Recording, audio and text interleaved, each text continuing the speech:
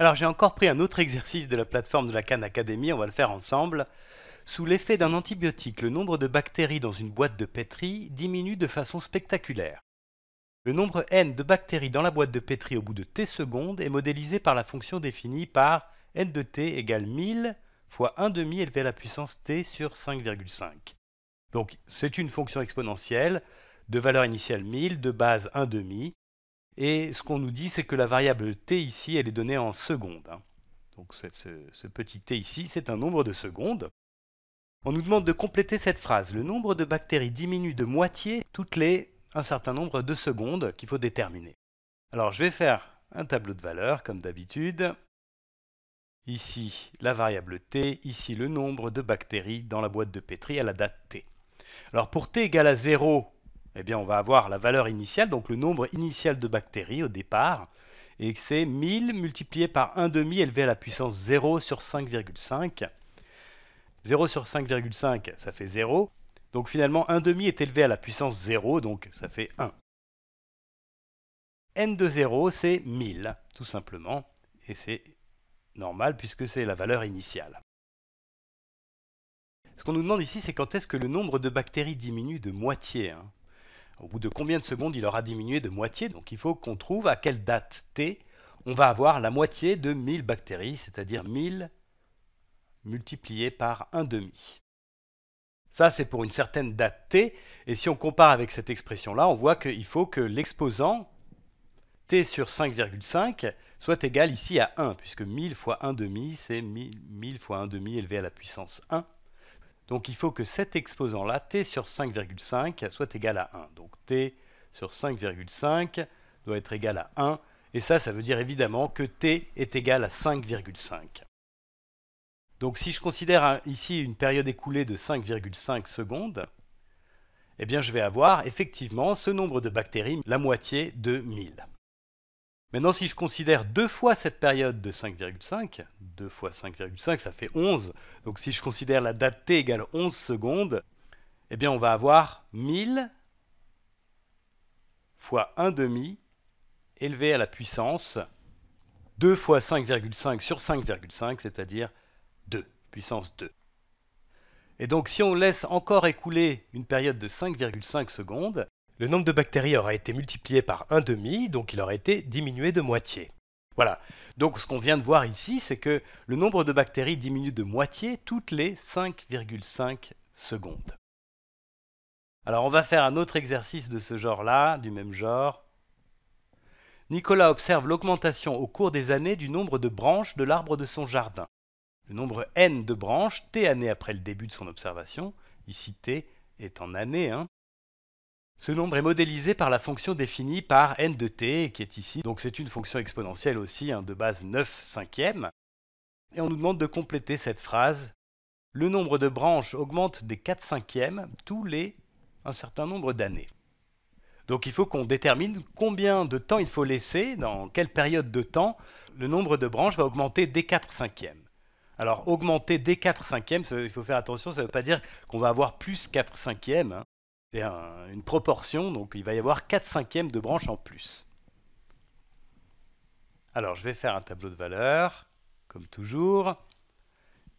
Ici, la variable t, et là, le nombre de branches à la date t. Donc, à la date t égale à 0, j'ai 38 fois 9 cinquièmes élevé à la puissance 0 sur 7,3. 0 sur 7,3, ça fait 0, donc finalement j'ai n de 0 qui est égal à 38 fois 9 cinquièmes élevé à la puissance 0, c'est-à-dire finalement 38. Le nombre de branches initiales, c'est 38, c'est cette valeur-là. Alors maintenant, on nous demande quand est-ce que le nombre de branches a augmenté des 4 cinquièmes. Augmenté des 4 cinquièmes. Alors ce que je disais tout à l'heure, c'est que si quelque chose augmente des 4 cinquièmes, eh bien, si j'ai un certain nombre x de branches au départ, au bout de cette période, que je vais chercher à déterminer, je vais avoir plus 4 cinquièmes de ce nombre de branches. Donc plus 4 cinquièmes de x. Là, je vais factoriser x. Et donc, j'obtiens x facteur de 1 plus 4 cinquièmes. Ce qui veut dire que le nombre de branches a été multiplié par 1 plus 4 cinquièmes. 1 plus 4 cinquièmes, ça fait 9 cinquièmes. Et on retrouve la base de l'exponentielle qui est ici 9 cinquièmes. Donc ce qu'on cherche, c'est au bout de quelle période de temps le nombre de branches aura augmenté des 4 cinquièmes, c'est-à-dire quand est-ce qu'il aura été multiplié par 9 cinquièmes.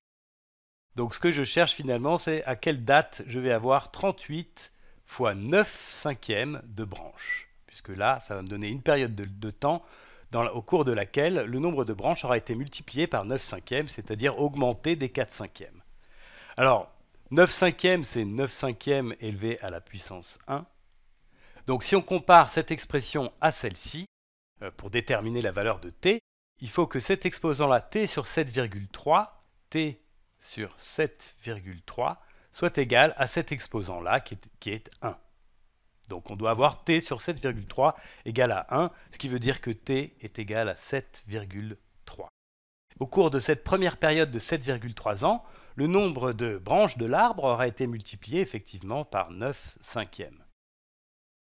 Maintenant, si je prends une deuxième période de 7,3 ans, donc si je vais à la date 2 fois 7,3, c'est-à-dire 14,6 ans après le début de l'étude, eh bien je vais avoir 38 fois 9 cinquièmes élevé à la puissance 2 fois 7,3 sur 7,3, c'est-à-dire 2, 9 cinquièmes au carré.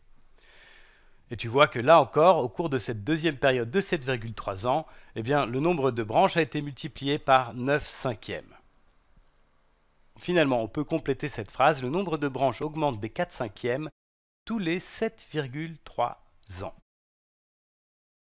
Alors ce qui est intéressant, c'est de bien faire le rapport, comme tout à l'heure, entre cette réponse-là et l'exposant qui est ici, donc cette partie-là en particulier de l'exposant, puisqu'en fait là l'exposant compte le nombre de périodes de 7,3 ans, et cette période-là c'est effectivement celle qui correspond à multiplier par la base de l'exponentielle. Alors on en fait un dernier pour être sûr d'avoir bien compris. L'Einsteinium 253 est un élément chimique radioactif dont la masse diminue de façon naturelle au cours du temps. Lors d'une première pesée, un échantillon d'Einsteinium 253 avait une masse de 540 grammes.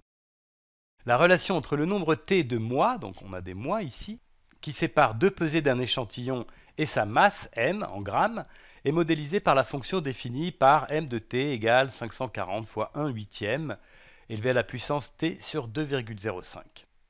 Donc là encore, on a une fonction exponentielle, et on nous demande de compléter cette phrase. La masse de l'échantillon perd 7 huitièmes de sa valeur tous les un certain nombre de mois. Donc on nous demande encore une fois de déterminer la période, ici un nombre de mois, au cours de laquelle l'échantillon perd 7 huitièmes de sa masse. Alors comme tout à l'heure, il faut bien comprendre cette partie-là. Quand on dit que quelque chose perd 7 huitièmes de sa valeur, perdre 7 huitièmes, c'est une proportion, ça veut dire que si on a au départ une certaine masse, x, au bout de cette période qu'on cherche à déterminer, eh bien on aura perdu 7 huitièmes de cette valeur, 7 huitièmes de cette masse. Donc la masse au bout de cette période-là, ça sera x moins 7 huitièmes. Et si je factorise x, eh bien j'aurai 1 moins 7 huitièmes. Et 1 moins 7 huitièmes, ça fait 1 huitième. Donc finalement, au bout de cette période-là, x aura été multiplié par 1 huitième. Alors là aussi, on reconnaît ici ce 1 huitième, c'est la base de ma fonction exponentielle. Et donc, comme on disait tout à l'heure, cet exposant-là va compter le nombre de périodes écoulées pour avoir une multiplication par 1 sur 8. Et donc, la réponse à notre question, c'est celle-ci. La période, c'est 2,05 mois. La masse de l'échantillon perd 7 huitièmes de sa valeur tous les 2,05 mois.